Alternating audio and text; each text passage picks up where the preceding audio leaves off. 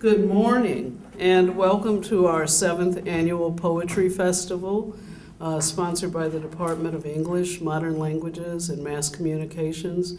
We're so happy to see you out this morning on this holiday morning, and that so many folks have come from here in the city and from afar, from Atlanta and Mississippi and other parts unknown as yet.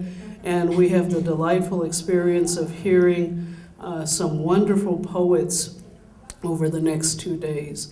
Last night we had the spoken word session, and today we'll continue with, we have one of the poets here in the room with us, Pearl Cleage.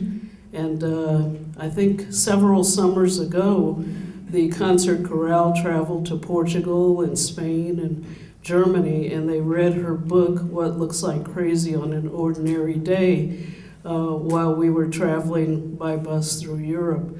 So she's we're big fans here, and we're happy to have her back on our campus again after more than 10 years.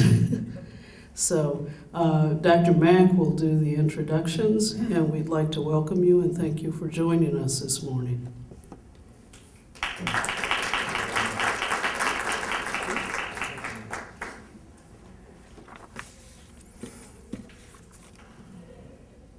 In 2011, Nikki Finney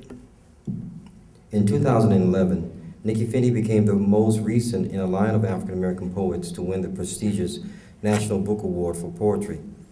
In January 2012, when Natasha Drethaway became the first poet in history to become our National Poet Laureate and a state poet simultaneously, many signaled this as a new age for poetry, nothing short of a Black poetry renaissance.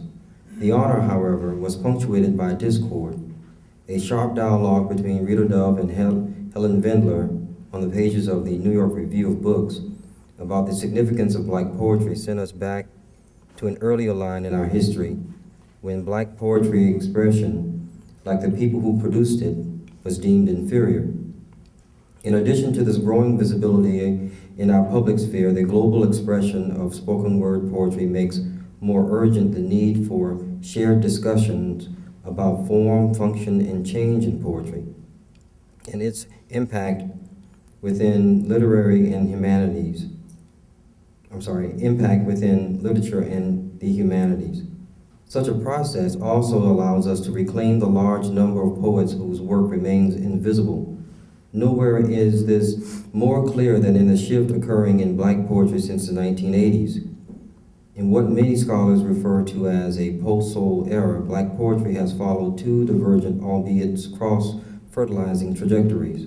On one hand, professionally trained Black poets demonstrate mastery over the form of poetry, receiving validation within the larger academic and literary culture, as indicated by 5 Pulitzer Prize winners and/or finalists and 12 National Black Award winners and/or finalists since 1987. This contrasts sharply with previous periods in the 20th century when poets studied and developed independently, honing their talents in writers' collectives. The experiences of poets after the 1980s also contrast with poets from the Black arts movement, known for their sharp and vocal critiques of social injustice. On the other hand, the contemporary landscape of poetry reflects a paradigmatic shift away from the prevailing model of written and/or academic poetry and more towards spoken word poetry. The ASU Poetry Festival seeks to address these shifting spheres by offering a group of poets who span a vast and varied approach to poetic form, content, and purpose. This year, we welcome to the 7th annual ASU Poetry Festival, Amiri Baraka, Pearl Cleage, Thomas Sayers Ellis, and Maria Hadassah Ikere Talley, each with a distinct voice, but all with a commitment to the craft of poetry and to the enlightenment of the listener. Good morning, everybody. and welcome to the 7th Annual ASU Poetry Festival. Last night we had a phenomenal time. We had 2 special guests popping in on us. Can you hear me with this thing? It pops in and out. All right. It's in and out. It's going in and out? Yeah, I think the battery's running down. Can you hear me? Yes. All right. This is one of the advantages of growing up in a black church. You learn how to project. Praise the Lord. All right. Don't catch that on camera. All right, so today we have some phenomenal poets. Last night we had a great time, wonderful poems, wonderful exchanges, a little bit of hurt, a lot of tragedy, a lot of beauty and love and celebration. All of that happened here in this room. So we're hoping that today we have a continuation of that. All right, we want to, throughout the entire day, make sure that we meet these poets who are here sharing with us, and that we shake their hands and then enjoy all the wonderful art that they're bringing to share with us today. All right, we have a couple of things, just quick announcements. One, off here to the right, to my right, you see these wonderful trees. This is a project that was developed by one of our local poets, Tanur Ali. You'll meet her later on today. So we are building today, throughout this poetry festival, today and tomorrow, we're building a community poem. And this poem will be shared tomorrow afternoon at 3 o'clock. She's going to be working in workshops with some poets, some student poets, and they're going to take what you all write. On each table you see little leaves. Those are supposed to be leaves, right? If there's an inspiration that's happening to you while you're listening to these poets, please take a pen and jot down a poetic verse, a line or something, and then throughout the day, come and hang that on this tree. We'll be collecting these leaves later on throughout the day, and then in a workshop tomorrow afternoon, we'll piece them all together into one cohesive, I'm hoping cohesive poem. This poem will be shared tomorrow afternoon in the finale, and it'll also be published in the literary journal that we put out, the Parian. All right. Oh, also, please get copies of the Parian. All right. We want to make sure that everybody who has a poetic voice in here has a place to express that. All right. Today, we have a wonderful treat for you. Today, we have with us a group that was started by our very own Dr. Eve Lambert. The Albany State Theater Troupe, Phoenix Rising, is a new theater group on campus that was birthed this semester by Dr. Lambert's theater seminar class. The troupe was inspired by a class discussion and projects that focused on non-traditional performance and ensemble work. The troupe began performing after they were assigned a project to write and perform a short performance artwork. They staged their performance at ASU's campus and at the Albany Mall. Members of the troupe will either direct and or write a full-length play or star in a main stage production for the senior thesis project next semester. The ASU Theater Troupe will continue to collaborate and produce innovative theatrical works that are culturally, politically, and socially relevant to our local community. Today, we are going to experience the new group, Phoenix Rising, wonderful name, which is comprised of Mr. Christopher McGee, Mr. Ishmael McKinstry, Mr. Dimitri Nader, Ms. Alicia, help me with the last name? Udrago, Ms. Ebony Smith, and Ms. India Martin. Please help us welcome Phoenix Rising.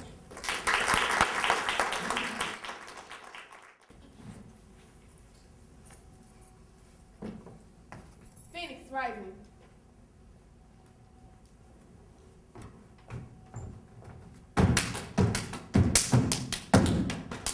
Phoenix Rising.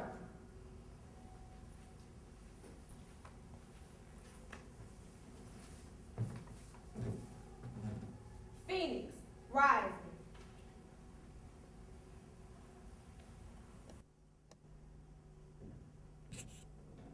Phoenix Rising.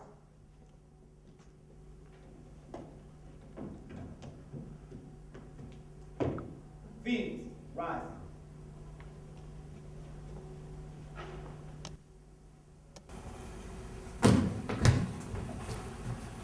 Phoenix Rising.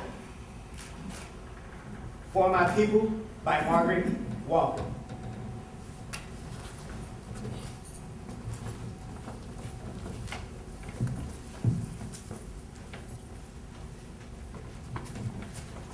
For my people.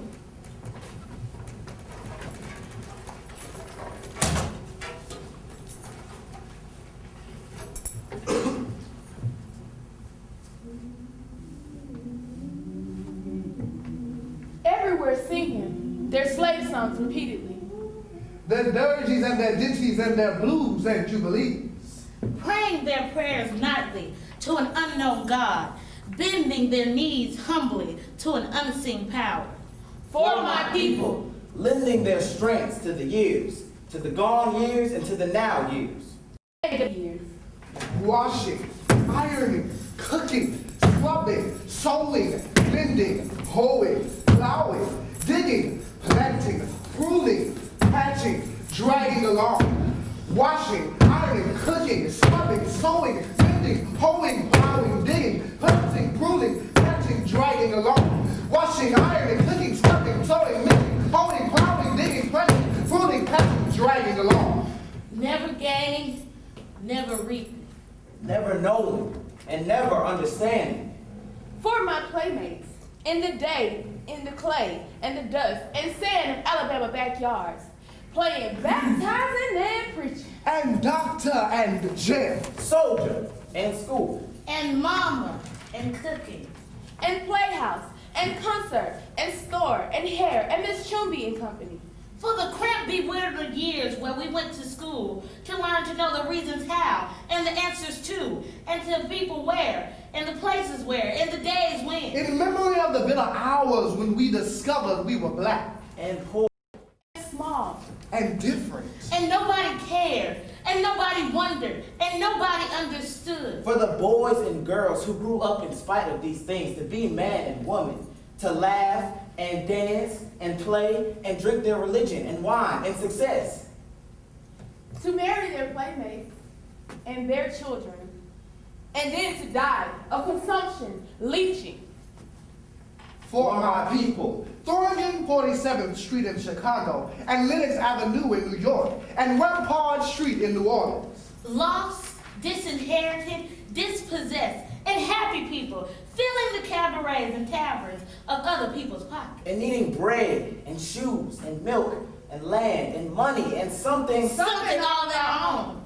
For my people. Walking blindly. Spreading joy. losing time. Being lazy and sleeping when hungry. Shouting when burdened. Drinking with hopeless, tied and shackled and tangled among ourselves by the unseen creatures who tower over us omnisciently and laugh. For my people. Blundering and groping and floundering in the dark of churches and schools and clubs and societies, associations and councils. And committees and conventions. Distressed and disturbed and deceived and devoured by money-hungry, glory-craving leeches. Preyed on by fossil force of state, of fad and novelty, by false prophet and holy believer. For my people, standing to fashion a better way from confusion, from hypocrisy and misunderstanding. Trying to fashion a world that will hold all the people, all the faces, all the Adams and Eves and their countless generations. Let a new earth arise. Let another world be born. Let a bloody peace be written in the sky. Let a second generation full of courage issue forth. Let a people loving freedom come to grow. Let a beauty full of healing and the strength of final clenching be the pulsing in our hearts and our blood. Let the marital songs be written. Let the dirges disappear. Let a race of men now rise and take control. Let a race of men now rise and take control. Let a race of men now rise and take Let control. a race of men now rise and take Let a control. race of men now rise and take control. Let a race of men now rise and take control. Let a race of men now rise and take control. Let a race of men now rise and take control. Let a race of men now rise and take control. Let a race of men now rise and take control.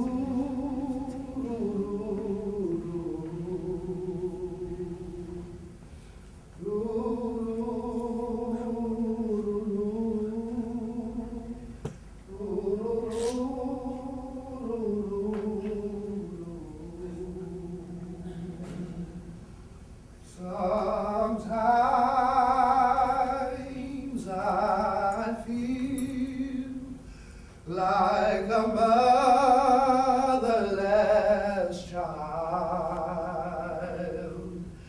Sometimes I feel like a motherless child.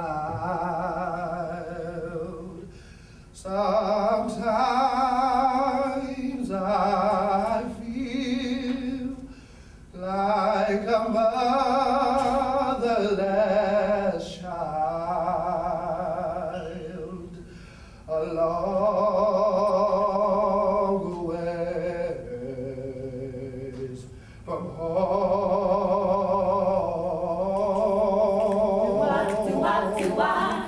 A long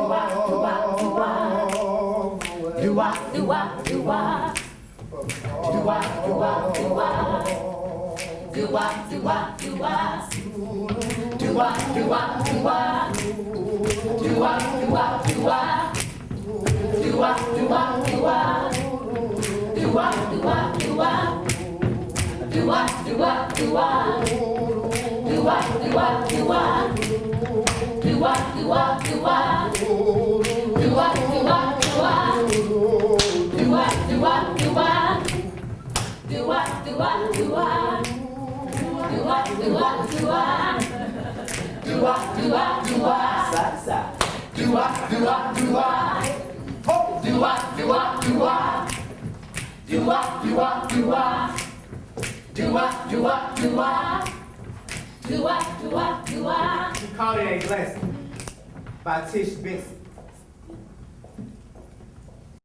When undesirable situations manifest themselves, say, like you broke, dog dies, bike stolen, and that run down, drag you feeling, taking hold of insides like no other hardcore vice. No. Ooh. She appeared. Had the lotto winning thing. Knew it was going to be spiritual regeneration, generating high energy velocity. A blessing. I mentioned that, right? That was what she called it. He was cool though. Maintained maximum composure while trying to figure out exactly how to get baptized in her waters. Roots churned because she was on fire. And hot number he wanted, needed. Solace to ease a man's burden. Help put the train on the tracks. Know how to give a good head rub. Loop the loops, slip and slide right up his spine. Should have signed it was going to be spinning wheel time. I ain't trying to rhyme, it was real. So he made motions to get in her way, but have it appear the other way around, like she had stepped in his direction first. It didn't work.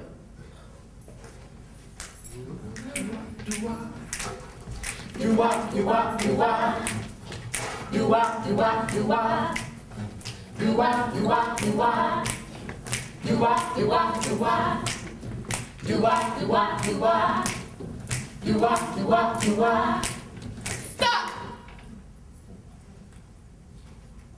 A poem from my father by Sonia Sanchez. How sad it must be to love so many women, to need so many black perfumes, bodies weeping underneath. When I remember all those nights, I fill my mind with long wars between short-sighted shoulders and grief. While you slap some wide hips about in your private dungeon. When I remembered your deformity, I want to do something about your makeshift manhood, I guess. That is why, on meeting your sixth wife, I crossed myself with her confessionals.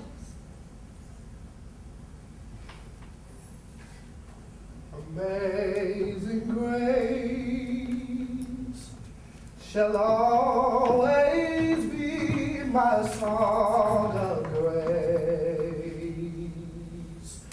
for it was grace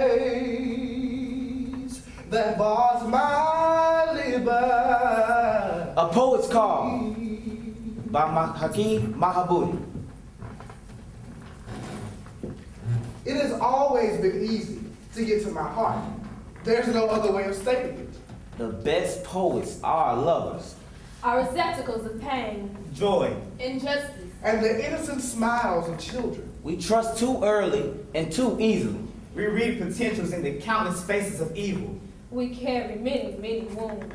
We are often crippled, yet some heal quickly. Only to open their hearts to stories our children can see through. The right words can send us on unlimited journeys. The hurt in children's eyes releases fury in our souls in a fist. Black girls mistreated, hair brings tears.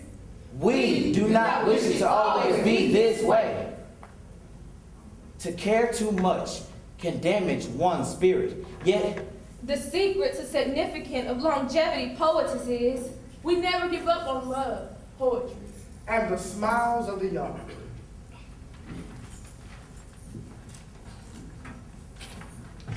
Ladies and gentlemen, Phoenix rising. Phoenix rising. Phoenix rising. Phoenix rising. Phoenix rising. Phoenix rising.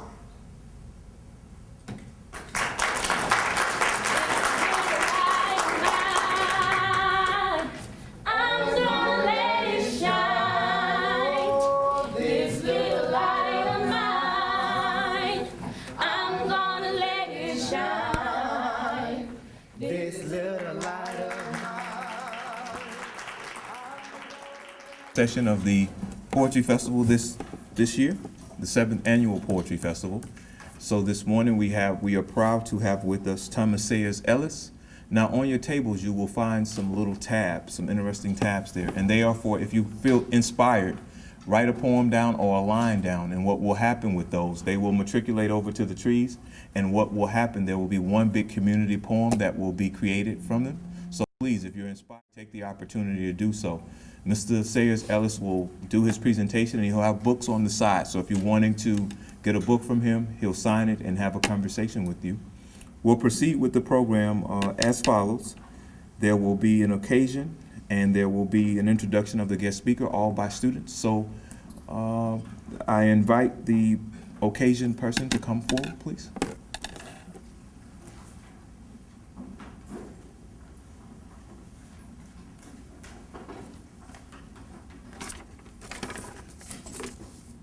In the introduction to In the Life, Joseph Beam writes that there are many reasons for Black invisibility. Hard words come to mind: power, racism, conspiracy, oppression, and privilege, each deserving of a full-fledged discussion in history books yet unwritten. This morning we gather here to challenge the prevailing silences surrounding the lives of many African American men and women. Today we examine the swirling vortex of African American identity, culture, and personal and spiritual awakenings, which articulate some of the primary issues that African Americans have faced. When our relationships with our families and communities are examined, we realize that we cannot afford to be disconnected from them. Our manufacture and acceptance of dysfunctional roles of caricature, silence, and illusion are merely perceived methods of survival forced upon the Black community. This critical dilemma causes some of us to engage in dishonest relationships with ourselves. However, as we strive to overcome these impositions, we come to know that our strength does not emanate from the force of our fist. Rather, it radiates from the depths of our hearts. So that when our relationships with our families and communities are examined, we realize that we cannot afford to be disconnected from them. We realize that through love and forgiveness, we learn the true nature of survival. As we search for evidence of things not seen and the evidence of being that contradicts persuasive invisibility, we transcend those forces that hinder us. We are honored today to have among us one individual whose art offers lessons of survival and transcendence that are models for us all. This morning we are pleased to welcome to the 7th Annual Albany State Poetry Festival, Mr. Thomas Sayers Ellis.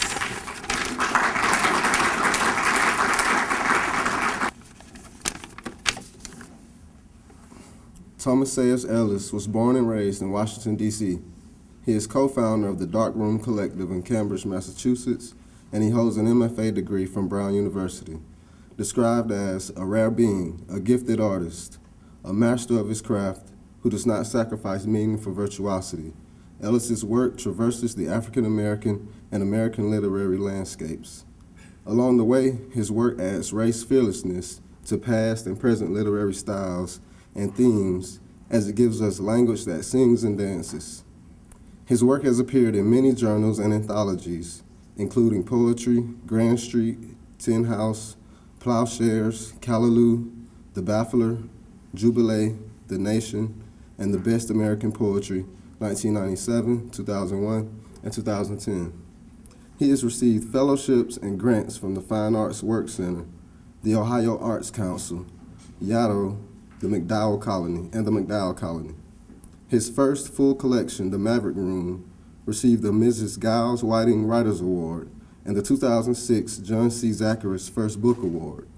His newest collection, Skin Ink, Identity Repair Poems, is Ellis's big ambitious argument in sound and image for an America whose identity is in need of repair. He is also the author of a chapbook titled The Good Junk, as well as The Genuine Negro Hero and the chaplet Song On, and his book Breakfast and Black Fist, Notes for Black Poets, is forthcoming from the University of Michigan Press, Poets on Poetry series. He is a contributing editor to Callaloo and Poets and Writers magazine. Ellis is an assistant professor of creative writing at Sarah Lawrence College and a faculty member of the Lesley University Low Residency MFA program in Cambridge, Massachusetts. Currently, he is writer in residence at the University of San Francisco. Albany State University is pleased to have with us today for our 7th annual Poetry Festival, Mr. Thomas Sayers Ellis.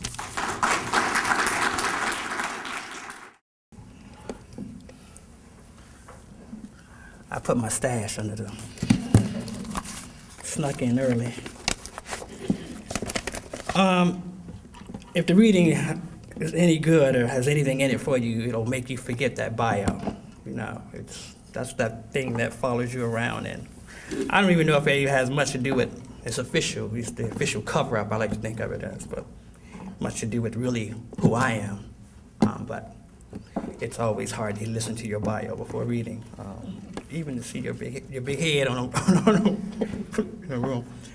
But I want to try to do a few things, because I've been reading so much, I'm sort of tired of what happens in between poems, and I'm trying to eliminate explanation and explaining in poems. I'm not, I'm usually bored by explaining, and I always think that the tradition, right, the treasure chest, things that we've been gifted and continue to gift, you can carry that around with you. The explaining works its way, or in some way transformed in the aesthetic and the practice, and you ain't got to say too much. He said I was from D.C., and that means a lot of things. In D.C., we still struggling for statehood. We taxed, and we got what we call a non-voting delegate on Capitol Hill. So some of that's going to be in the work. In between poems, I'm going to read from a new manuscript that's sort of like lyric prosism. So I'm going to make some poems and go back to a lyric prosism, then go to a poem, and maybe afterwards, if there's some questions about how I try to recompose it, I'll answer those. And other than that,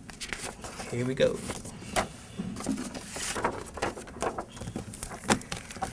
From Presidential Blackness, Skinning.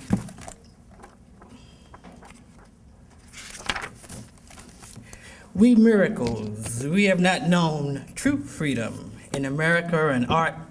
Thus our work has struggled in containers, not of our own construction. And yet within those constraints, we have conjured a magnificent aesthetic toolbox, one that abolitions the flavor locked in foreign forms, one that adds seasoning to the secondhand technical devices. Boldly reaching into our own human handbooks, we are widening our hybrid written surfaces, exceeding genre and ism, our vernacular vision, the way we walk the talk and talk the walk, is its own page, lip, palette of lyric fictions. The independence that once surrounded Nkrumah's head has finally reached us. Saturation, the conqueror root, the motion of destiny. Crank. In DC, we got a thing called crank. It's got to do with the folk and the music. Crank.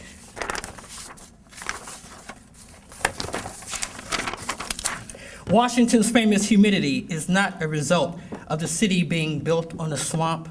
The sweltering tension comes from the hot chop barbecue between local and federal interests. They eat on a hill, we beat on a river. Marcus Garvey vitamins. When I get to an italicized word, I'm going to go like that. When I get to an italicized syllable, I'm going to go like that. We had the saying when I was a kid, got it from Alice Childress, a hero ain't nothing but a sandwich. Langston Hughes has a line, see, I can't stop talking between poems, and I ain't got that much time. We got to do it. I love the Langston Hughes poem from the book The Panther and the Lash. I love Ralph Bunche, but I can't eat him for lunch. Some people we can eat for lunch, you know. Some people you should not be eating for lunch. Marcus Garvey vitamins. A, all us we, folk, person, community first, invent truth. No, he didn't. Yes, he did. Ain't English, you lying to me. C, Africa disagrees with subject-verb agreement. Aspect ratio.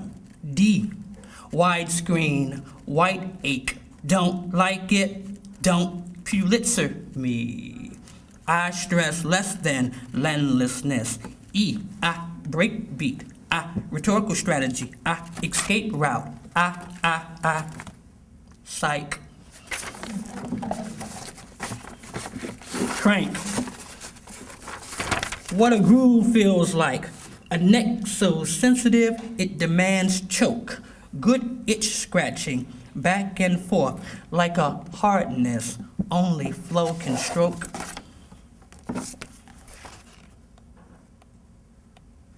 This poem has a refrain in it just for you. You'll catch on. It's my homage to those people that don't sound like us, but they make us read. All their stanzas look alike. I grew up in DC again, and every poet that they gave me in school, when I got to school, sounded like Richard Nixon to me. Let us go then, you and I, when the evening is spread out against the sky like a all that has around. I chose the one less traveled, and that has made all the. I don't sound like that. All their stanzas look alike.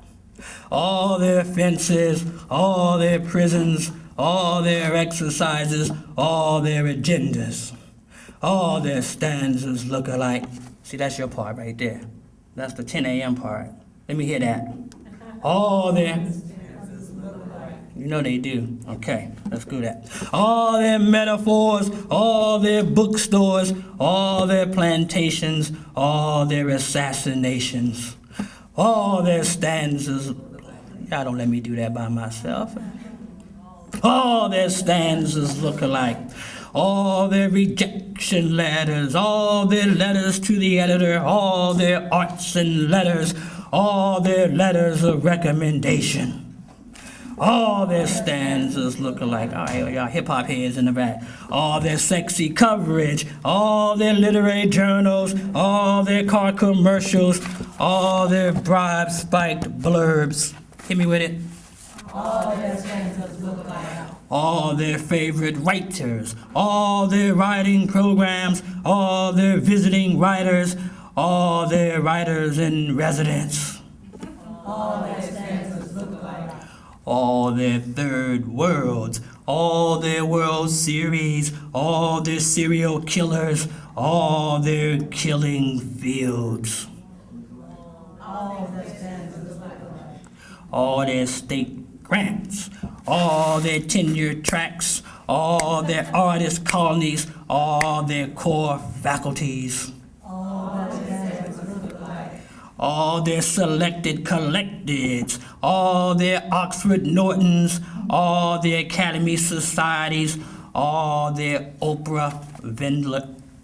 I made that up, the Oprah Vendler. You gotta look that up. All their Oprah Vendlers. All their stanzas look alike. All their, hey, hold up. What's up over here? My man texting up front. You better be texting all these stanzas looking like. 202-321-8290. I want all their stanzas looking like. 202-321-8290. I'm serious. All right, man. I better get that joint. All their haloed holocaust, all their coy hetero couplets, all their hollowed haloed causes, all their tone-deaf tercets. All their poet laureates, all their Ku Klux classics, all their Supreme Court justices, they gave us an extra one. Oh yeah. Except two, exceptional or not, two are not enough. All their stanzas look alike. Even this, after publication, might look alike. This proves my stereotypes. Thank you.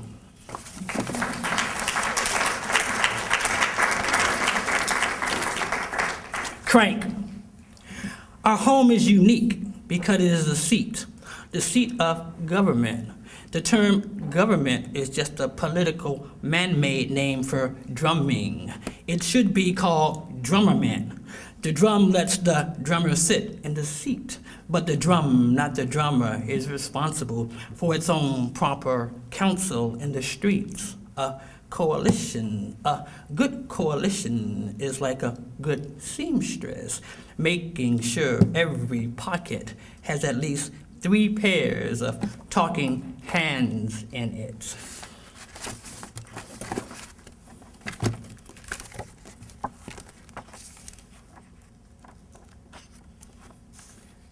Society for the Friends of Former Property.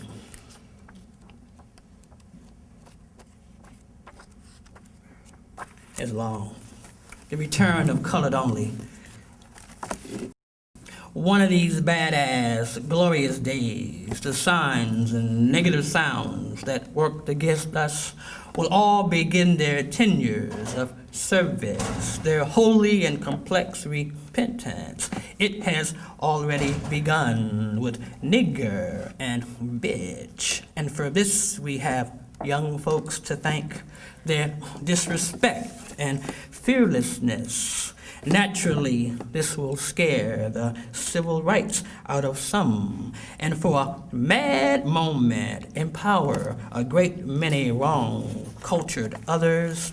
To this, the return will either code switch or hood ornament, drama drumming both. The cult Nats matrimony of the vernacular remix. Ain't studying you no more, no more, no more. Stop studying us, all y'all who tell y'all hearts art. Your Bama hour is again up struggling as we credits and debits alike hang and unhang the old slanders ourselves, not as segregationists, although that wouldn't be that bad given, not as air Februarians given, but as identity repair people, faders of trick moves, tropodopes, and okey-dokes, laying our dice down like we love us too. Song on. Come on in. Let the church say, come on in. Our little columns of expletives, of noise, so uppity it looks down on nuance, even as it battles poverty. With the battles with poverty, we disguise as battles with each other. Our own ideas of mastery, of property, of ourselves, our highest and lowest selves, is literacy. Is us, we wearing nothing to proveness, in survival of survival, of structural integrity, the idiom drum of control. We don't but they do. They understand we are weapons, and if we weapon, we win. Thus, this must flood many others and other many flooders, if only to prevent syntax, the torturer's deep linguistic cover, from crippling the victim's workforce of tongues, and the page from behaving like bad public assistants, flat, fixed, and finished. Trey. Understanding the new genuine Negro hero. For never gets a thing, ever. Our range of high worries, the low joys, every flavor sealed fracture, the folk and uppity nuances of being black, not happens to be black. From the trifling to the bougie, to the coon, to the revolutionary, the Bama and the Buppy, yo. A ghetto celeb might kick it with a hood rat, but a for real sister girl ain't likely to be seriously stepped to by Big Willie or a baller. Without the mountaintop, the mountain bottom is just another government name. I didn't overcome. This the same me I was before skin's melanin whip. Coloring color the color I want to color, not the color colors me. Mighty Whitey loves the code. So soon as I see a noose, somebody getting a aesthetic whooped. Gone, make that disrespectful paper. More melon than water is good for you. Seeds too. Thank you.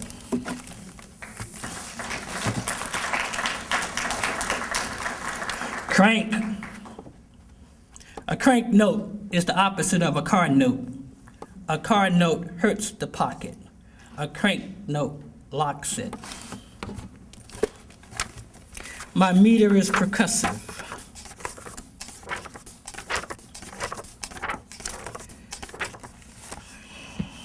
My meter is percussive, so throughout this worry, I am rolling my eyes. I am sucker punching the I that informs these lines like only I know how.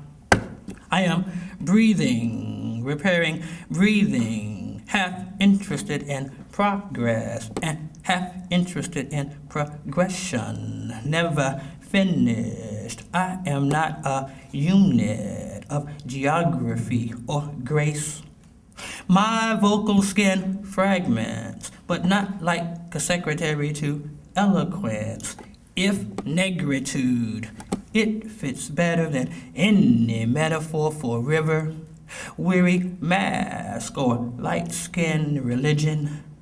I no longer write white writing, yet white writing won't stop writing me. In life, they clutch their purses because they want you to think you've stolen something.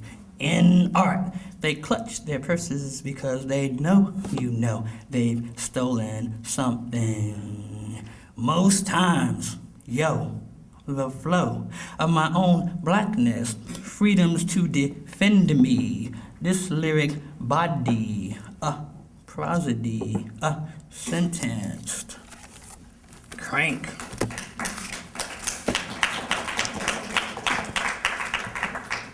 Crank say. They say crank can't say that. Can't say its own shape. Shape say crank can.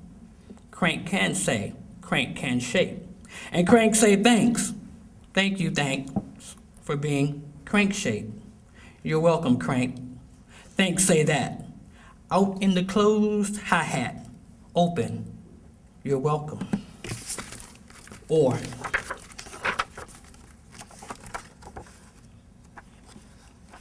Oreo, or worse, or ordinary, or your choice of category, or color, or any color other than colored, or colored only, or of color, or other, or theory, or discourse, or oral territory, Oregon, or Georgia, or Florida, Zora, or opportunity, or born poor, or corporate, or more, or Orpheus, or Sangor, or diaspora, or horrendous and toe up journey, or bad. You can see it in the video when he notices the mic's off and he slaps that mama like that, and he's just mad. He was best when he was paranoid. That's the thing about Michael, the adult Michael. After he wasn't a soul singer no more. So, one, he was best when he was mad, so he grabbed that mic and he lost it. And then he was wearing this little short jacket with sequins on. You remember that? Motown 25? He wore that jacket to make his daddy mad. He had LaToya. LaToya was his, star trouble girl. He had LaToya go in his mother's closet and get that jacket. That was his mama's jacket. So that when his daddy saw him on stage, he would be pissed. You wearing that jacket, I got you. So Michael wearing his mama jacket and he pissed. Mike grabbed, slapped, Mike grabbed, choke. His nickname was Smelly. Smelly's mad at it for not being on. Smelly's trying to hide the size of it with his hands, but Big Nose ain't having it. Smelly counters with a new look, a jerry curl, rhinestones, and surgery, plastic. First a favor. The old songs. I love those songs. Those were magic moments. He said this on stage at Motown 25. What y'all talking about? Y'all messing up my beat. I love those songs. Those were magic moments with all of my brothers, including Jermaine. Run from or rush through the medley of family. Just one more. Those were good songs. I like those songs a lot. But I especially like Alone in the Jelly, lyric on denial to reverb, defiant reverb, reverb to hiccup, womanized hiccup, hiccup to crotch, angry crotch, annoying bass, chicka-ding-a-ding-a-ding, hee, chicka-ding-a-ding-a-ding, woo!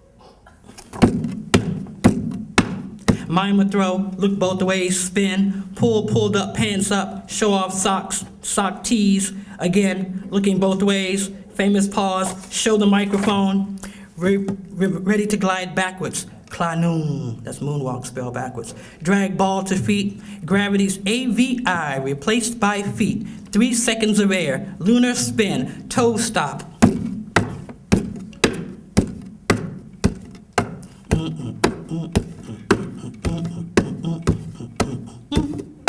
A real photograph, a real letter, and a real gun. Not a visual trick like wearing white socks to highlight your feet, but real mental illness like baby hair frozen in a web slide on the sides of a grown man's face. Baby oil, not grease is the word, but mixing a nervous breakdown 91 times can't hide your real snake, not muscles, the one that eats more than interviewers. Yet such royalty deserves extra royalties. Fred Astaire and Amira, dates with Brooke Shields, dates with Tatum O'Neal, Liza, a weird friend, Liz, a weirder white mother, a public appearance, Michael, and an intimate photo, Michael, with a black woman, Michael, other than Diana Ross, Michael, might help. The moment you do in a video, you turn into your middle name, you get Joseph's eyes. Be careful what you do. Jump kick with a twist. The shaking hand gestures no. Kick, right leg possessed. Fist in the glove, twist, open fist. A fury that sparkles. A fury that stands the mic. Grabs, a mercy. Weakening, body lowers, body rises. Spiniversary to the edge of insistence. Ankle action. 4 forward moments in search of reverse. Lastly, a bow. Classic. Point down, point up, but first stomp the ground. Alone in Catherine's jacket, door to paradise, the kingdom's paradise, paradise to truth, await the truth, truth to the witness, Jehovah's Witness. Applause, Paris burning. Thank you guys very much.